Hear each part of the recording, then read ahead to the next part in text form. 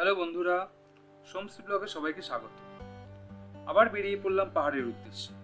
ছোট্ট একটা ছুটির ফাঁকে অল্প কিছু জামা কাপড় ট্রলিতে ভরে আমাদের চিরাপরিচিত উত্তরবঙ্গ ও সিকিমকে দেখতে পাড়ি দিলাম। এনজিপিতে নেমে গাড়ি বুক করলাম, করে লামহাটার পথ ধরে এগিয়ে চললাম। পেলিংয়ের উদ্দেশ্যে যাওয়ার কথা, অতএব সেদিকে এগোনোই ভালো। আমাদের ড্রাইভার দাদা একটু সাহায্য করলো যে পেলিংয়ে অনেক কিছু দেখার আছে, বিশেষ করে একটা জলপ্রপাত। সেই জলপ্রপাতটা কি আগে আমরা সেটা জানতাম না।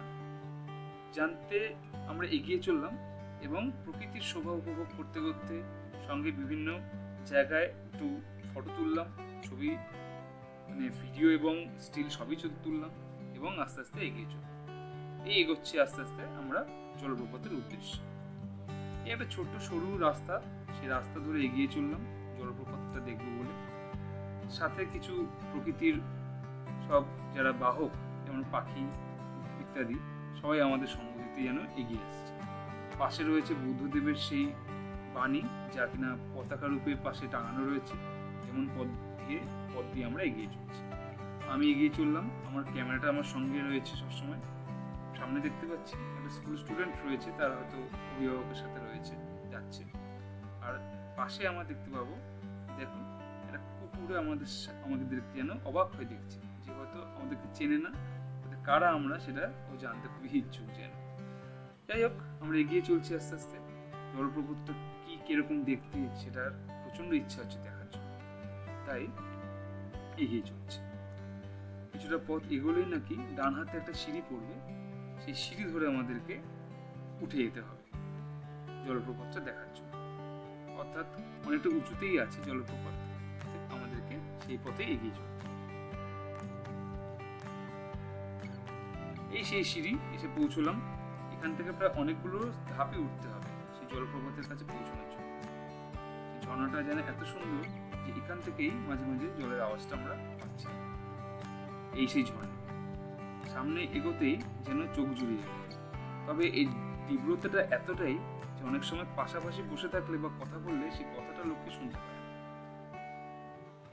এখানে আমাদের মতো অনেকেই এসে ভিড় করেছে ঝর্ণার সাথে ছবি তুলবে বলে। নিচেও একটা জলাশয় আসে, ঝর্ণা রয়েছে। এটা কিন্তু অতটা হালকা, খুব একটা তীব্র নয়। যেমন এইটা নিচের দিকে চলে গেছে, একটা নদীর সাথে মিশছে, জলটা নিচের দিকে বয়ে যাচ্ছে, তেমন ভাবে এটাও আরো বেগ গতিতে জিনিসটা নিচের দিকে এগিয়ে আসছে। দেখুন, আমি একটু সামনে যাওয়ার চেষ্টা করছি ঠিকই, কিন্তু এই ঝর্ণার বা জলের ঝাড়টা এতটাই যে অনেক সময় জামা এবং আমার ক্যামেরাটা পর্যন্ত ভিজিয়ে দিচ্ছে। এমনিতেই মেঘলা আকাশ, সূর্যের আলো তেমন নেই, সানি ওয়েদার নয়, তাই জিনিসটা যেন আরো এসে আমাদেরকে চিল করে দিচ্ছে। যাই হোক, এখান থেকে এগিয়ে চললাম অরেঞ্জ গার্ডেনের দিকে। অরেঞ্জ গার্ডেনটা খুবই সুন্দর, তার পাশ দিয়ে একটা সুন্দর নদী বয়ে গেছে, তারও বেশ স্রোত রয়েছে। আর জল অবশ্যই খুব ঠান্ডা, যেহেতু পাহাড়ি অঞ্চল, জল ঠান্ডাটা থাকাই স্বাভাবিক। এখান থেকে আমরা খুব প্রকৃতিকে উপভোগ করলাম। সেখান থেকে আস্তে আস্তে এগিয়ে চললাম আমরা পেলিং এর দিকে। পেলিং এর এখানে একটা বৌদ্ধ মূর্তি রয়েছে, বিশাল বড়, যা কিনা খুবই এখানে বিখ্যাত এবং ফেমাস। তার থেকেও বেশি ফেমাস হচ্ছে এখানে স্কাইওয়াক। স্কাইওয়াকটা কি জিনিস সেটা আস্তে আস্তে আপনাদের বুঝিয়ে দেবো। দেখুন, এখান থেকে সোজা উঠে যেতে হবে, তারপরে গিয়ে এই স্কাইওয়াক। এই স্কাইওয়াকটা টোটাল ফ্লোরটা হচ্ছে আপনার গ্লাস বোর্ড দিয়ে, গ্লাস। এখানে আপনি যদি ওঠেন, পুরো নিচটা আপনি স্বচ্ছভাবে দেখতে পাবেন। তবে হ্যাঁ, এখানে কিন্তু জুতো পরে ওঠা যায়, সব কিন্তু মোজা পরে কিংবা খালি পায়ে আমাদেরকে উঠতে হবে। জুতো পরে উঠলে পাছে ভেঙে যায়, এবং ভেঙে গেলে যদি আমরা পাছে নিচে পড়ে যাই, সেই জন্য এই ব্যবস্থা। এখানে অনেক জায়গা দিয়ে কিন্তু ইনক্লাইন্ড ওয়ে তৈরি করা হয়েছে এই গ্লাস বোর্ডে ওঠার জন্য। সবাই কিন্তু এখানে এসে ব্যাপারটা খুবই রোমাঞ্চকর এবং থ্রিল ভাবে জিনিসটা নিচ্ছে। গ্লাস বোর্ডটা কি জিনিস অনেকেই আগে হয়তো জানে না, এখানে হয়তো প্রথমবার এসে দেখলো। সঙ্গে এত সুন্দর একটা শোভা প্রকৃতির, এত নেচার, একটা ন্যাচারাল বিউটি, সেটা কিন্তু খুব সচরাচর এখানে কোথাও দেখা যায়। অর্থাৎ এখানে সবাই কিন্তু আসলে তাদের সবারই একটু বয়সটা কমে যায়, সবাই যেন একটু শৈশবে ফিরে যেতে চায়। এখানে আসবো অথচ ক্যামেরা কারোর সাথে থাকবে না, তা হতে পারে না। কারণ ক্যামেরা, মোবাইল সবই সবার কাছে কিন্তু উপস্থিত রয়েছে। অর্থাৎ যে কোনো মুহূর্তের ছবি কিন্তু আমরা তুলে ধরতে পারি। এখানে বিভিন্ন রকমভাবে চরকিগুলো রয়েছে, যা বিভিন্ন জায়গায় ছড়িয়ে ছিটিয়ে রয়েছে, এবং তার উপর বুদ্ধের মন্ত্র কিন্তু খোদাই করা আছে, যা আমরা বেশিরভাগ জায়গাতেই পাহাড়ি অঞ্চলে দেখে থাকি।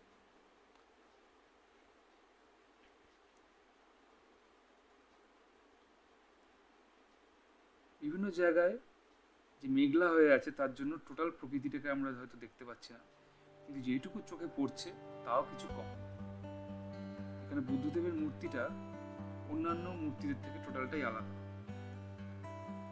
এখানে ওনার হাতে দেখতেই পাবেন আপনারা যে ওনার হাতে বিভিন্ন রকম জিনিস রয়েছে।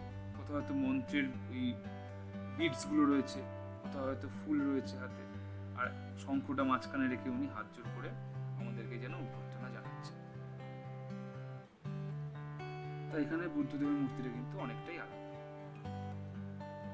এখানে গেটটা আপাতত বন্ধ, যেহেতু কাজকর্ম হয়তো চলছিল, তাই আমাদেরকে একদম টপমোস্ট পার্টে উঠতে দেয়নি। যাই হোক, সেখান থেকে এগিয়ে গেলাম আমরা রা বাংলার দিকে। সেটা খুবই সুন্দর। এখানে নতুনভাবে জিনিসটাকে সাজানো হচ্ছে। এখানে একটা ফোয়ারা আমরা এখানে দেখতে পাচ্ছি, যেটা কিনা কৃত্রিম, এটা প্রাকৃতিক নয়।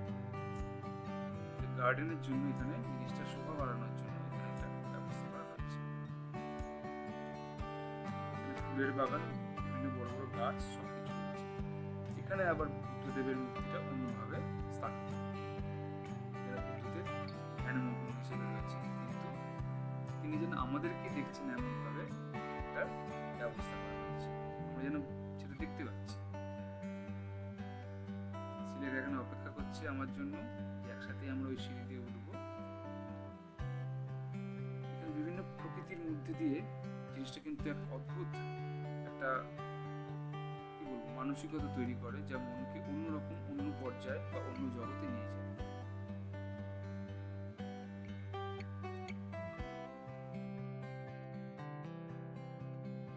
রা বাংলাকে পেছনে ফেলে আমরা পরের দিন বেরিয়ে পড়লাম দার্জিলিংয়ের উদ্দেশ্যে। এই দার্জিলিং প্রায় ঢুকেই গেছি। পাশে ওই টয় ট্রেনের লাইনটা দেখিয়ে বোঝা যায় যে এটা অন্য কোথাও নয়, আমাদের চিরা পরিচিত, আমাদের সব থেকে প্রিয় জায়গা দার্জিলিং, যা কিনা বাঙালিদের অন্যতম একটা বিশেষ।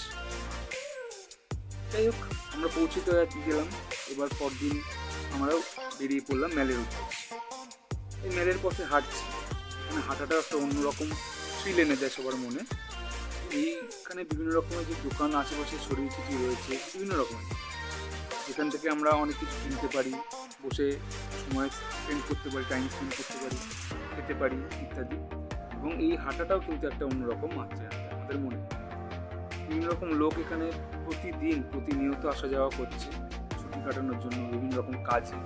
আর আশেপাশে যে এইসব ডিসকাউন্ট সেলের যে স্টোরসগুলো রয়েছে, সেগুলো কিন্তু একটা বেশ আকর্ষণ, আমরা বেশ আকৃষ্ট হয়ে যাই। কোনো রকম যে ডিসকাউন্টে আমাদের কোনো উলেন্স কোনো জ্যাকেট কিনি, সেটা আমাদের ভালোই লাগে, যেটা নিজেদের জন্য বা কাউকে গিফট দেওয়ার জন্য কাজে লাগতে পারে। এই করতে করতে আমরা বিভিন্ন রকম জিনিস দেখতে দেখতে আমরা মেলের দিকে হেঁটে চলেছি, যেটা কিনা আমাদের একটা অন্যরকম আকর্ষণীয় বিষয়। কিছু স্কুল স্টুডেন্টও দেখতে পাচ্ছি যারা কিনা বাড়ি ফিরছে, বিভিন্ন রকম লোক দেখতে পাচ্ছি রাস্তাঘাটে, যারা বিভিন্ন রকম উদ্দেশ্যে এসছে, কেউ কাজে বা কেউ অন্য এসছে। আমরা এইভাবে চলতে লাগলাম দার্জিলিংয়ের পথে মেলের উদ্দেশ্যে।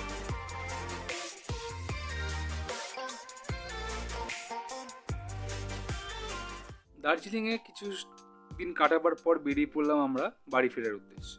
কিন্তু বাড়ি ফিরলেই তো হলো না, অনেকটা জার্নি করতে হবে তো। কিন্তু এই জার্নিটা যে কি, সেটা আমাদের নেক্সট দিনে আমি বুঝতে পেরেছি যে এখান থেকে যেতে গেলে আরেকটা স্পট পড়ে, যেটা কিনা মিরিকের উদ্দেশ্যে রওনা দিলাম। হ্যাঁ, মিরিকটা অনেকটাই নিচে দার্জিলিংয়ের থেকে, সেখানে ঠান্ডার প্রকোপটাও অনেকটা কম, কিন্তু খুব মনোরম ওয়েদার।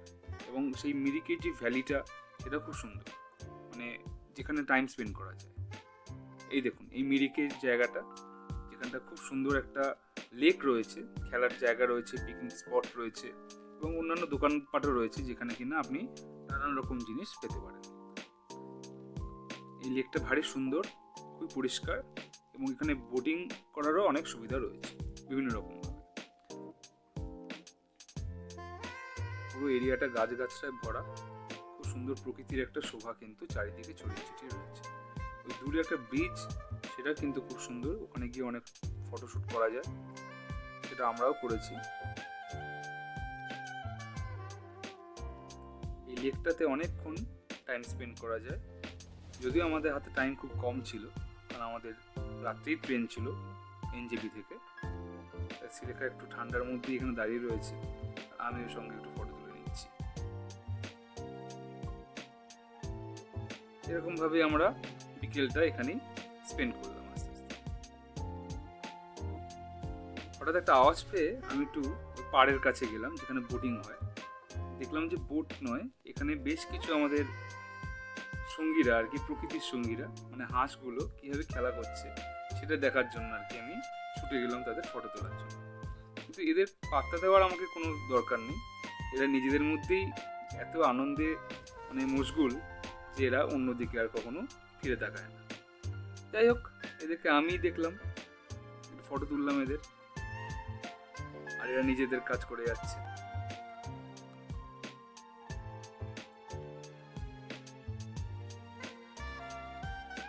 ব্যাস, এইভাবেই আমরা বিকেলটা স্পেন্ড করে আস্তে আস্তে এগিয়ে চললাম আমাদের এনজেপির উদ্দেশ্যে।